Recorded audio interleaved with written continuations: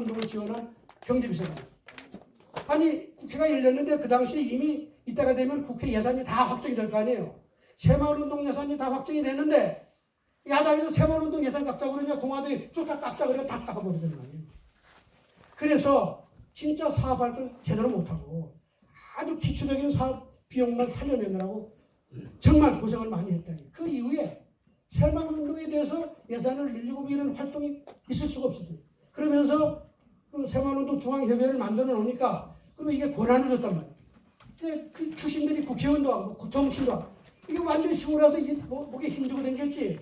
자주정신 이게 80년대 들어서 사라졌다 하는 게 제 관찰이고 실증적으로 이게 여러 가지 방법으로 제가 해봤더니 증명이 되는데 새마을운동은 이렇게 놀라운 그 뭐라면 철학과 이 정책을 가지고 했는데 이게 놀랍게도 새마을운동만 그런 게 아니더라 이거예요. 수출을 하는데 어떻게 하는지 아세요? 여러분 수출에서 제일 중요한 거는 수출이라는 행사를 보면 돼요.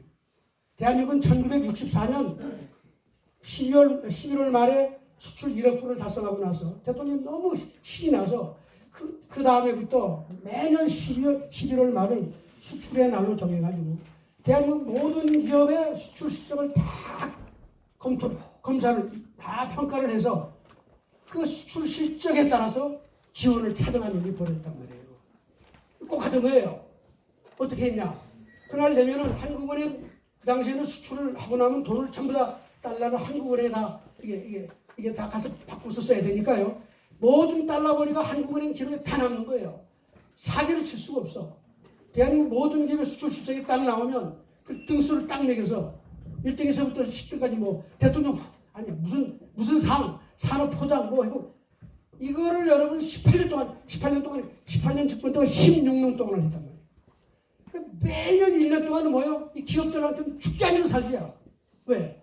여기서 상을 받아야 나라로부터 대접받고 더 나가면 은행이 대접을 해요. 은행장이 다 나와 있잖아요. 은행이 하는 게 뭐예요? 시장이 뭐라고 그랬어요? 은행은 잘하는 기업을 골라서 더 많은 돈을 더 싸게 빌려주는 게 은행이에요. 여러분 은행이 자선사업을 하는 데가 아니란 말이에요. 이 자선사업을 하다가 망한 게 외환위기라는 거예요. 외환위기가 오는 여러분 알죠? 외환위기? 이거는 은행이 눈이 봉사가 돼가지고 잘하는 기업 못하는 기업을 가려내지 못하고 못하는 기업을 돈을 너무 빌려줬다가 다 망한 거예요. 근데 매년 연말이 되면 대한민국의 등수가 쫙 나오니 은행장은 이게 살판이 났죠. 어떻게 해야 돼요? 돈을 가지고 와서 1등에서부터 10등, 20등, 30등 거기에다가 대출을 해야 될 거 아니에요. 또 그것도 더 싼 값으로. 이게 오늘날 중소기업을 20년 만에 세계적인 기업으로 키운 전략인데 이게 시장이 하는 일이다. 이게 수출 경쟁 꼭 같은 일을 했다는 거예요.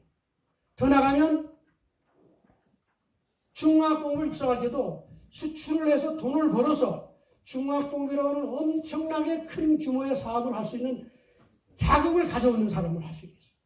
그게 능력을 평가하는 기준이야. 그렇기 때문에 중소기업 도와주고 싶어도 능력이 없으면 할 수가 없는 거죠.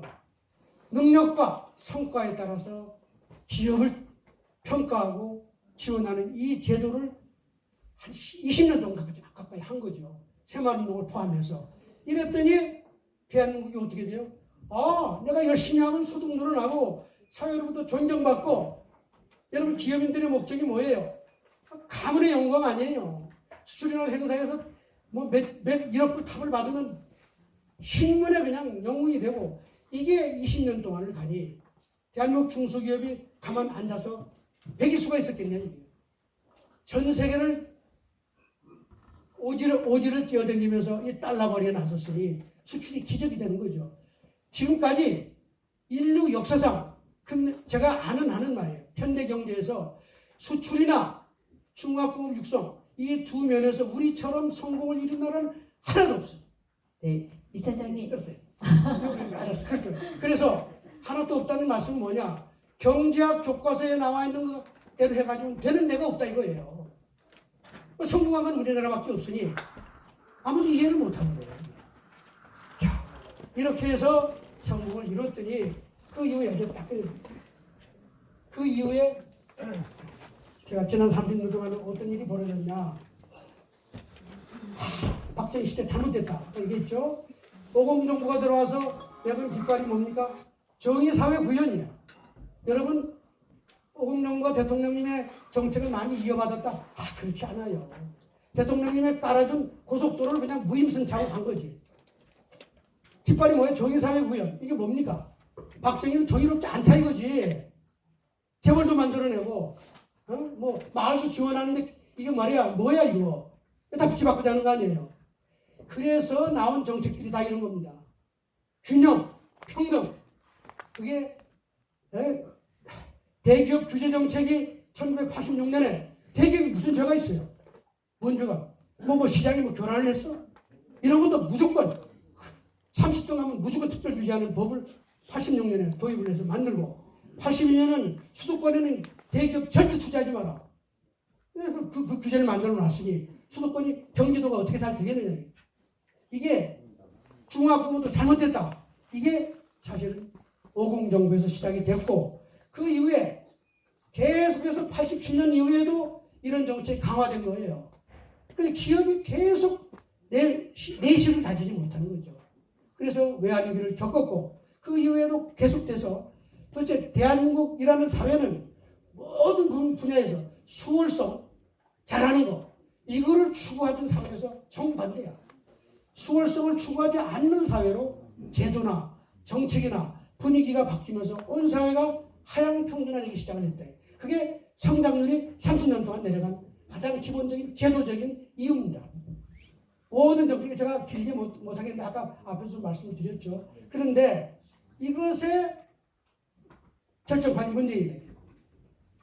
여러분 아까도 말씀드렸지만 문재인이 하는 정책이 과거에 없었던 정책들이 아니에요. 문재인이 지금 100%를 갔으면 한나라당은 한 70%쯤 다 있는 거예요. 그래서 꼭 같은 정책을 하고 있단 말이에요. 방향은. 그게 다 박정희 반대야.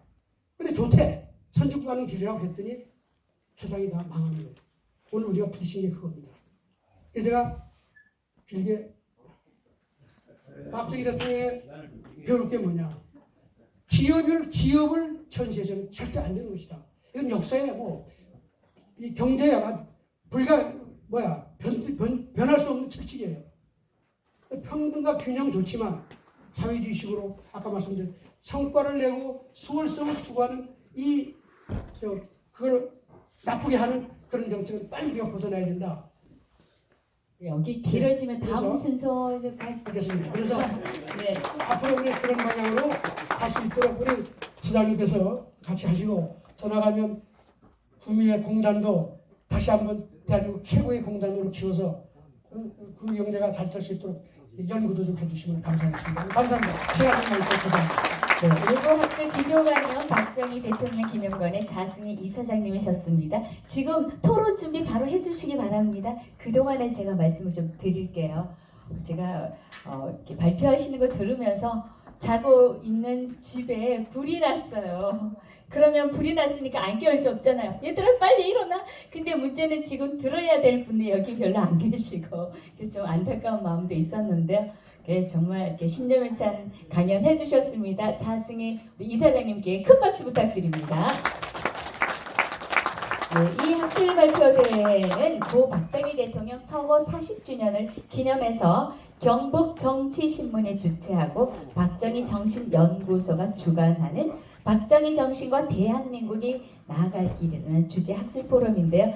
이제 일부 기조 강연이 좀 길었기 때문에 오늘 또 우리 발표하시는 분들, 토론하시는 분들께서는 아마 경험이 많으신 분들이라 짧게 잘해 주실 것 같아요. 믿어도 될 것 같은데 박수를 한번 부탁을 드려보겠습니다. 네, 토론 이충근 국제